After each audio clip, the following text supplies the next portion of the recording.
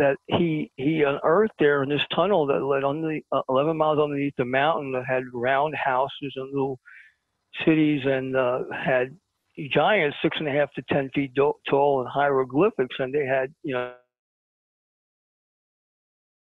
ancient day. I'm saying now I learned that there's 1.5 million people that are living about 1.5 miles below the mountain. And you could see on the mountain, a lot of times it looks like a chimney or like smoke is coming at you. Where's this smoke coming from in the middle of the day? So you actually see it's venting, the heat, because heat rises, as we all know. And I'm looking up and I go, wait a minute, this looks like, the heat of compression of something, and it's got to go somewhere. And here it is, releasing at the top of the mountain. And I realized that Diane was right about these people in the mountain, and many people in town would say that these Telosians from time to time would be seen other on the mountain or coming into town and trading, for goods in the stores or whatever. And they knew that they weren't living in the town. They weren't hippy dippies. They were people that were dressed far differently than most of us would dress. So these are some of the things I learned up there. And also, too, when I was up there, you had the man Brad Sage, who brought me up there, who had seen on the Mount Shasta Springs Resort property, which now is owned by the St. Germain Foundation. He was happened upon by a man with a white robe, 7 feet tall, and said you had just found the back door to Telos.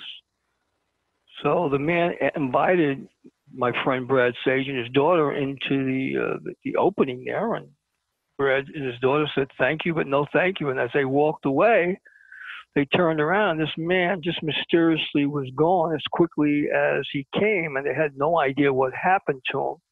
But they never forgot that story. So once I was sent that story in New York, because I had belonged to a Hollow Earth group, at that point I said, my brother's out of the hospital. My mom is here to take care of him. I got a home attendant. I'm going to California. I gotta see what this is about. And I did. And when I went out there, I was able to convince the elders of the St. Germain Foundation, when I was lecturing at the College of the Siskiyous, that my reasoning for seeing this unusual rock basalt foundation was that I believed I had been there in a previous embodiment as the man of the legend. And under those conditions, they said, well, we'll let you come see it. So Diane Robbins was with me on that occasion where we did both go and actually get to see what Brad Sage had said that he saw with the Lemurian coming out of that entrance. So I can tell you now, based on what I learned and what I've seen, I know that there is a Telos. There are people that have seen these Telosians. And I myself can tell you that I had a lot of problems in Shasta with people trying to blame me for digging a hole that was like 50 feet deep and 18 feet wide. They were trying to get me to trespass on property so they can arrest me. And I'm thinking, wait a minute. I didn't do anything. Why are they making this big deal about me, all because I'm trying to rediscover who I was in a previous lifetime? Now, in my search for my former self, I was able to get photos of the man of the legend who looked exactly like me. I got a handwriting sample, and when I wrote his handwriting signature down next to my signature, his name was John Benjamin Body, and right below it, I looked at it one time, and I said, I'm not going to look at this. Turned the paper over, and I wrote John Benjamin Body on the opposite side of the paper. Turned it around. I showed the librarian. I said, does this look like this?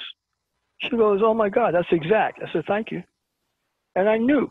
So I had photos. I was in a studio in Michigan, and I said, I'd like to have myself morphed into this photo that I had. So what we did was we took a photo and we colorized it to make it look more modern. And then my editor had me stand on the wall in the same exact angle as John Benjamin did in his photo 100 years earlier.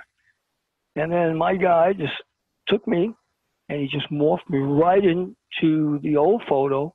And Jennifer, Max, Vanessa, Nicole, Russ, it lined up perfectly. And there was no shadow of a doubt that that was not me. I then got photos of the life of the man, the John Benjamin body, showing him to be in Mexico for 25 years, pictures of him and his wife when he was married, Lord Cowdray of the mining company.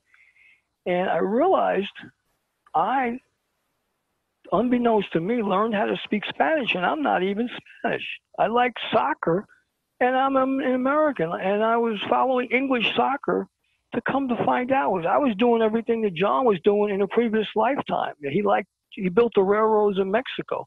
I like going on trains. When I go to California, I'm on the train. And I says, wait a minute, this all is deja vu, like Yogi Berra would say, all over again. I realized that we are reincarnated beings, and this segment is to tell people that we have all been here before. We are all connected, and some of us remember. And I'm one of the few who remembers. I've had many embodiments, but this last one was one that I can actually say I have photos, I have handwriting samples from border crossings, and there are pictures. I even found the bank in Laredo, Texas bank where J.C. Brown claimed to have photos in the bank and artifacts from his find up in Mount Shasta. So they challenged him. I said, well, let's see them, J.B. So he never produced them, and in the morning of June 19th of 1934, he mysteriously disappears. So through my research, I hire a private investigator, and I find out why J.C. Brown, or alias J.B. Body, chose Stockton, California to tell his unbelievable tale to the editor of the Stockton Record. And what I found out was his wife was named Mary Hammer. And Mary Hammer's relatives lived at 1825 North San Joaquin Street. The meetings were held at 1784 San Joaquin Street. So he was holding meetings for 6 weeks right down the street from where he was staying with his relatives. But nobody knew that he was not J.C. Brown. You know, that's what they thought he was. But he was really John Benjamin Body. And he told people that if they knew who he was, they would probably kidnap him because he was worth $40 million.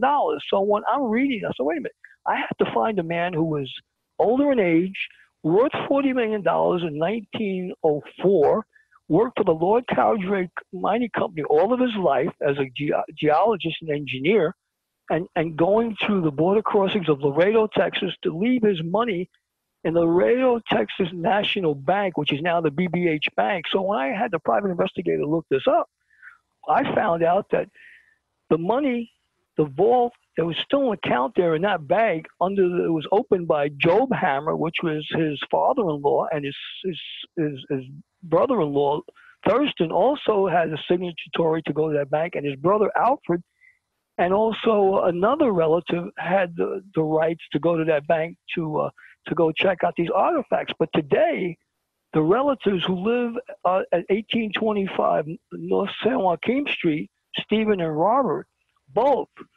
now have the signatories to that account. So they are hiding information from the rest of the world. Now, what's in that vault? I don't know. So I tried to contact them, by certified mail. They wouldn't respond to it. So maybe I'll try now to contact them,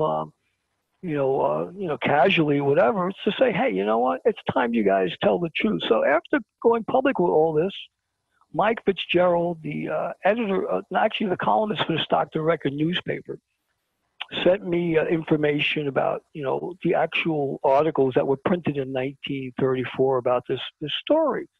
Thereafter, when I shared my findings with him, he finally gave me the credit that I had been waiting for 8 or 9 years for, saying the mystery of J.C. Brown has now been solved. So I solved the legend as to who the man was of the legend. But one thing I have not solved is what's in that vault. So it's my hope, because I'm writing a book about this, that somebody listening may know these individuals and say, come on, Mr. Hammer, Stephen, Robert, it's time you share with us. Stephen has come out with the information. It's public record. He's been given the credit for solving one of California's 100-year-old legends. It's no longer a legend. It's no longer a mystery. We know that you have the valuables in this safe in this Texas bank. Please open up the bank. You know, it's not like Geraldo Rivera opened up Al Capone's vault, which was nothing was in it. I'm telling you that what I say is true, and we are being suppressed of this information. The reason why these articles, these things that J.C. Brown found stayed in that vault there in Texas because he would have had to go through customs with that information. He could have never got it across the border. So the U.S. customs agents would have went through his things and they would have seen that he was bringing in artifacts from the United States, and that would have been a crime. So that's one of the reasons why they chose to leave it there in Texas. So that way, at some point later down the road, they could figure out how they could remove it out of the country. And maybe they did some of it, taking it north through to Canada before bringing it back to England, which where some of it probably resides. But a lot of it there is still in the vault there in Laredo. What do you think is in the vault? I mean, what do you think he found? Was it jewels? Was it, what do you think? Well, one of the things I know that he had an old Kodak camera, one of the first Brownie Instamatic cameras, and he took photos of everything that he saw. So what you'd probably see is the roundhouses, the villages, the 27 skeletons ranging from 6.5 to 10 feet tall, the shrines that were built there, the hieroglyphics, and the little city that was there. And he said that when he happened upon this area, everything was thrown about as if somebody left in a hurry. So there were people living there at the time when he happened upon this, but he wasn't alone. My research had showed me that he had brought with him Lord Cowdray of the mining company, who was really, his real name was Sir Wheatman Pearson. And when I learned that, I checked all the border crossings, and Sir Wheatman Pearson had come through at least 3 times with John Benjamin Body through this border crossing. They also brought with them engineers from the Lord Cowdray Mining Company up to Mount Shasta to dig this thing out. So this was done over a number of times up to Shasta, and I tracked John Benjamin Body 13 times through Laredo, Texas border up into the United States to come up to Mount Shasta. So he was up here on a regular basis. And when 30 years later, when he decided to go public with it in to the editor of the Stockton Record, he told him that there were a number of times when he came up to the United States where like he was almost killed and he was kidnapped and he was threatened. So they knew that he was going up there, and he had found something, and the U.S. government did not want that information public. Rumor has that there were treaties signed with President Grover Cleveland with the Telosians underneath Mount Shasta. The secret treaty that I guess if we went to the New York Public Library or somewhere like the Washington Library, the main library, we might be able to dig it up.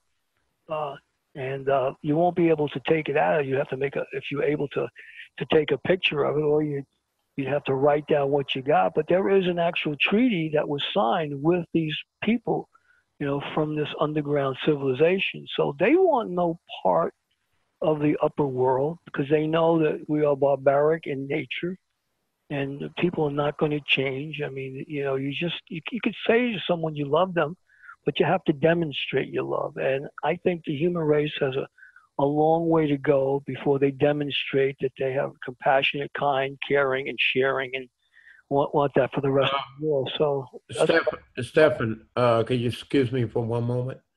Sure. We're going into the break right now. We'll be right back in just 3 to 5 minutes. We'll be right back.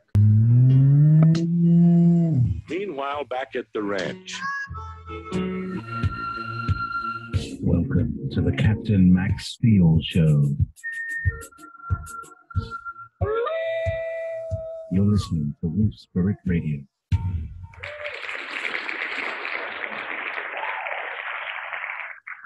Thank you, Russ, for that applause. I'm feeling a little better, thanks to my wife Nicole and a lot of you people out there that's in the chat room.